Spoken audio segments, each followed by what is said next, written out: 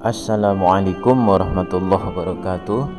Jumpa lagi dengan saya Khairul Huda dalam tugas pembuatan makalah komunikasi data STIM Wikimsa Khairul Huda 2120 T1502 tahun 2021. Komunikasi data, ya, kita masuk pendahuluan latar belakang. Pada awal mulanya sebuah komputer hanya dapat dipergunakan secara individu atau standalone, ya. Sampai tahun 90-an baru masuk internet, ya, teknologi digital, sehingga pada perkembangannya teknologi digital komputer dapat berkomunikasi dengan komputer lain atau device lain, ya. Di awal teknologi internet, teknologi digital, komputer dapat berkomunikasi dengan komputer lain atau device lain, ya.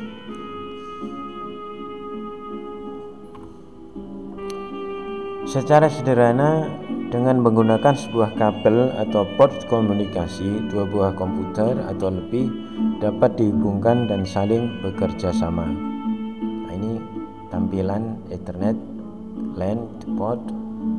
Nah, ini kabelnya, ini portnya. Nah, ini juga sama, ya, kabel dan portnya. Baik. Jika dua buah komputer A dan B saling dihubungkan, maka hal-hal yang dapat dilakukan antara lain komputer A dapat mengakses file-file yang ada di komputer B. Komputer A dapat mengakses disk drive dari komputer B.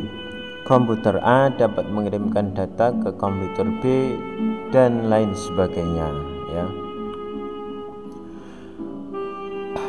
Oleh karena itu bisa dikembangkan suatu jaringan komputer di mana di dalamnya terhubung lebih dari satu buah komputer, sehingga antara komputer tersebut dapat saling tukar-menukar fasilitas data dan informasi, ya. Ini tampilan gambar saling berbagi antara komputer dengan laptop, komputer dengan Android dan lain sebagainya, ya. Terhubung dengan jalur transmisi, ya, baik dengan kabel terrestrial maupun tanpa kabel melalui satelit, ya. Ini tadi, ya, ini dengan kabel. Ini gambar dengan kabel, ya. Yang ini dengan tanpa kabel, pakai internet, komputer wireless, ini, ya. Ini public switch telepon network, telepon analog, wireless router, wifi phone, dan seterusnya. Komunikasi data antara komputer memungkinkan mengirim dan menerima data dari dan ke komputer lain. Hal tersebut bisa dimanfaatkan perusahaan untuk mengkomunikasikan data dengan eksternal perusahaan lain maupun internal sesama karyawan, ya. Ini tampilan di dunia input data dan sebagainya, ini, ya. B. Rumusan masalah. 1. Menjelaskan aplikasi komunikasi. 2. Menjelaskan OSI Open System Interconnection. 3. Menjelaskan kode dalam sistem komunikasi data. 4. Menjelaskan frame data. 5. Menjelaskan kecepatan transmisi. Tujuan untuk mengetahui mengenai aplikasi komunikasi.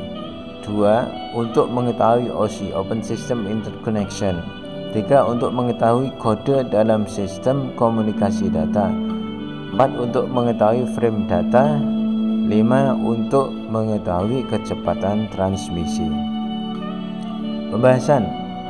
Oke. Dalam kehidupan manusia bermasyarakat dibutuhkan komunikasi, dan berkomunikasi dapat menyampaikan atau memberitahu mengubah sikap, berpendapat atau berperilaku behavior kepada orang lain. Jika disimak lebih dalam melakukan komunikasi, terdapat proses penyampaian suatu pesan oleh seseorang kepada orang lain, dan pesan yang disampaikan memiliki tujuan. Dalam menyampaikan pesan dapat dilakukan secara langsung atau melalui lisan, atau secara tidak langsung melalui media tertentu, melalui short message, WhatsApp, email, dan lain sebagainya. Komunikasi adalah media untuk menyampaikan dan mentransfer ilmu atau pengetahuan. Sebagai orang yang penyampai pesan disebut pengirim pesan adalah sebagai sumber, ya. Orang penyampai pesan disebut pengirim pesan disebut sebagai sumber. Penerima pesan merupakan tujuan, ya. Ini sender namanya, ya. Ini sender atau sumber atau source message. Ini medium. Message yang dikirimkan diterima oleh receiver, ya.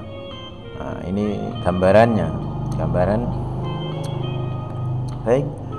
Pada dasarnya dalam berkomunikasi dibutuhkan minimal 4 komponen, yaitu pengirim pesan sebagai sumber, pesan sebagai data atau informasi yang dikirimkan, penerima pesan sebagai tujuan, dan media yang digunakan untuk menyampaikan pesan tersebut. Ini bisa ditambahkan satu aturan, yaitu protokol atau aturan atau sebagai etika, ya. Itu. Baik. Nah, ini 5 komponen dalam komunikasi data sebagai gambaran, ya, ini, ya. Sender atau message data, ya. Message data, satu message atau data. Ini datanya. Yang kedua sender, pengirim. Yang ketiga receiver atau penerima, ya. Yang keempat medium atau media transmisi, media alat yang digunakan untuk mengirim data atau message. Yang kelima protokol atau aturan atau etika, ya. Sender punya etika, receiver punya etika, ya, gitu, ya. Baik, kita lanjutkan. Proses komunikasi diawali dari pembentukan sebuah pesan oleh sumbernya, ya. Selanjutnya oleh pengirim dikodekan menjadi pesan yang dikirimkan melalui media. Dari media dikodekan menjadi data atau informasi yang bisa dipahami oleh penerima tujuan, dan dengan demikian penerima akan memberikan responnya. Gangguan komunikasi biasanya timbul saat pesan dilewatkan pada suatu media. Bisa terjadi karena sinyal kecil, ya, sinyal kecil. 3, kurang bisa dipahami. 4, kesalahan coding, ya. Gangguan komunikasi yang kelima, perbedaan kultur. Yang terakhir adalah putusnya hubungan media dan lain sebagainya. Dalam berkomunikasi, pesan sangat penting. Pesan dalam berkomunikasi dapat dibedakan menjadi 2 jenis, yaitu pesan berupa data dan pesan berupa informasi. Ini gambarannya. Yang namanya data itu seperti ini. Di dalamnya masih ada stok data, ya. Ini berantakan. Yang kedua informasi. Stok data jika sudah disusun menjadi sebuah hal yang bermanfaat, ya, dinamakan informasi. Ini MAKUGNAYUBAAXKS. Setelah disusun menjadi kalimat aku sayang kamu. Kalimat aku sayang ini sebuah informasi setelah diolah, ya, dari data. Baik. Sedangkan pengertian data dan informasi dapat dijelaskan sebagai berikut. Pesan dikatakan data Jika berupa suatu fakta dari suatu kejadian, data dapat berupa audio, gambar, karakter, video, dan lain-lain. Pesan dikategorikan informasi jika berupa data setelah mengalami suatu proses tertentu, ya, baru bisa disebut sebagai informasi. Dalam penerapannya, komunikasi data sangat cepat dan hampir tidak mengenal waktu, tempat, dan jarak antara penjual dan pembeli, antara pengirim pesan dan penerima. Ya. Untuk itu dibutuhkan sarana komunikasi data yang cepat, tepat, dan akurat. Sistem komunikasi data berkembang pesat sebanding kebutuhan bisnis. Banyak industri memproduksi kebutuhan berbagai mesin-mesin yang bisa dikendalikan dari sebuah ruang kendali atau control room. Untuk itu diperlukan suatu sistem komunikasi data. Begitu juga untuk penjualan barang, pendidikan, sistem perbankan, sistem transportasi umum, ya, maksudnya juga diperlukan sistem komunikasi data guna mendukung operasionalnya. Sistem komunikasi berdasarkan cara pengiriman pesan dibedakan menjadi dua, yaitu sistem satu arah simplex, pengirim hanya menerima pesan tanpa harus menerima respons. Contohnya sistem siaran stasiun radio, stasiun televisi, web statis, dan lain sebagainya. Sistem dua arah atau duplex, pengirim pesan mengirimkan pesan dan juga menerima pesan atau respon dari user. Contoh telepon, SMS, konferensi jarak jauh, web interaktif, email, transaksi elektronika atau ATM, juga untuk sistem otomasi dan sistem kontrol industri. Komunikasi data pada industri. Pada perkembangannya, komunikasi data di industri telah banyak dikembangkan seperti CAN bus, Modbus, Fieldbus yang merupakan komunikasi data digital digunakan untuk pengendalian dan otomasi industri atau pabrik. Pengertian CAN bus, Modbus, Fieldbus, ya. Satu, CAN bus. CAN bus untuk jaringan area controller adalah standar bus kendaraan yang dirancang untuk memungkinkan microcontroller dan perangkat untuk berkomunikasi satu sama lain dalam kendaraan tanpa komputer host. CAN bus adalah protokol berbasis pesan yang dirancang khusus untuk aplikasi otomotif, ya, tapi sekarang juga digunakan di bidang lain seperti aerospace, maritim, otomasi industri, dan peralatan medis. CAN bus adalah salah satu dari 5 protokol yang digunakan dalam onboard diagnostik OBD2, standar diagnosis kendaraan, ya. Standar OBD2 telah wajib untuk semua mobil dan truk ringan yang dijual di Amerika Serikat sejak tahun 1996. Dan standar EOBD telah wajib bagi semua kendaraan bensin yang dijual di Eropa sejak tahun 2001 dan semua kendaraan diesel sejak tahun 2004. Yang kedua, Modbus adalah protokol komunikasi diterbitkan oleh Modicon, sekarang Schneider Electric, pada tahun 1979, digunakan dengan Programmable Logic Controller-nya, PLC, ya, sederhana dan kuat. Sejak itu menjadi protokol komunikasi standar de facto dan tersedia untuk menghubungkan perangkat elektronik industri. Lanjut, Modbus. Alasan utama untuk penggunaan Modbus dalam lingkungan industri adalah dikembangkan dengan aplikasi industri dalam pikiran, ya, secara terbuka, diterbitkan, dan bebas royalti. Mudah untuk menyebarkan dan memelihara. Bergerak bit mentah atau kata-kata tanpa menempatkan banyak pembatasan pada vendor. Modbus memungkinkan komunikasi antara banyak sekitar 240 perangkat ya. Misalnya pengukur suhu dan kelembapan yang dikomunikasikan hasilnya ke komputer. Modbus sering digunakan untuk menghubungkan komputer pengawasan dengan unit remote terminal RTU di kontrol pengawasan dan akuisisi data SCADA system ya.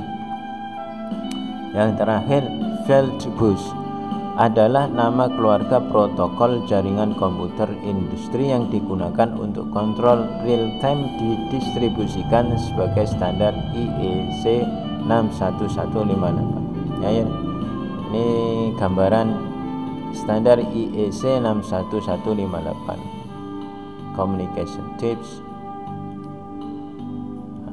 tips 1/5/9 FF plus HSE dan seterusnya ya. Feldbus sebuah sistem yang kompleks otomatis industri seperti jalur perakitan manufaktur biasanya membutuhkan kontrol distribusi sistem hierarki terorganisir. Dalam hierarki ini biasanya ada Human Machine Interface atau HMI di bagian atas, di mana operator dapat memantau atau mengoperasikan sistem.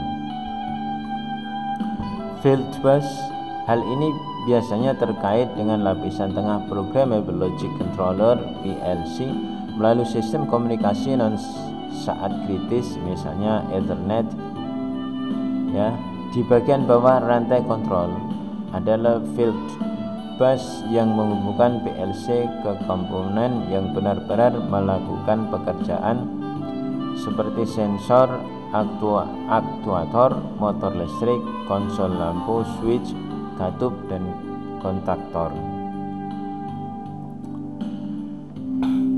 Nah, sekarang kita lanjut ke OSI, Open System Interconnection. Berkomunikasi melalui jaringan global harus mengikuti tata aturan standar komunikasi global yang dituangkan dalam bentuk sistem layer lapis yang memiliki fungsi masing-masing dan standar layer untuk komunikasi data yang bisa mengikuti perkembangan sistem jaringan adalah OSI, Open System Interconnection. OSI diperkenalkan oleh International Standard Organization ya, ISO, dalam usaha mengembangkan protokol komunikasi data yang baku. ISO menggunakan suatu model. Penjelasan untuk setiap layer model OSI keterkaitan satu layer dengan layer lainnya dijelaskan fungsi setiap layer pada model OSI berikut ini ya. Ada 7 layer: physical layer, data link layer, network layer, transport layer, session layer, presentation layer, application layer ya. Ini sekilas, nanti akan jika ada waktu kesempatan lain kita akan bahas lebih detail ya. Berikutnya, kode sistem komunikasi data. Dalam sistem komunikasi data yang dikirimkan sering mengalami 3 hal, yaitu 1. Data yang dikirim tidak sampai atau hilang pada saluran. Yang kedua, data yang dikirim dapat diterima dengan baik. Dan yang ketiga, data diterima tetapi rusak atau error.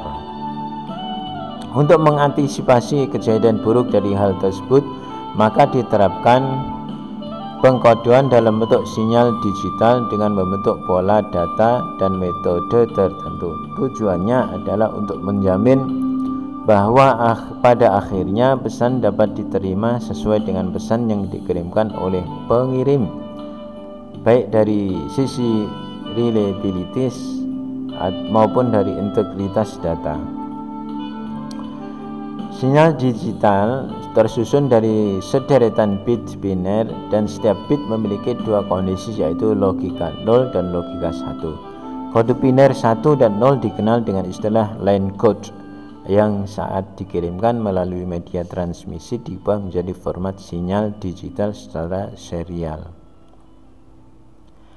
Macam-macam line code: unipolar line coding, yang kedua polar line coding, yang ketiga bipolar line coding, yang keempat pengkodean 2B1Q, kode blok atau block coding. Yang keenam, kode ASC2 yang atau American Standard Code for Information Interchange, ASC2 ya. Yang ketujuh, blok data. Yang kedelapan, kode Hamming. Yang kesembilan, kode koreksi atau error. Ya, ini sekilas pengetahuan sekilas. Nanti untuk pertemuan jika ada kesempatan berikutnya akan kita bahas lebih detail ya. Frame data. Frame data transmisi sinkron biner, BSync.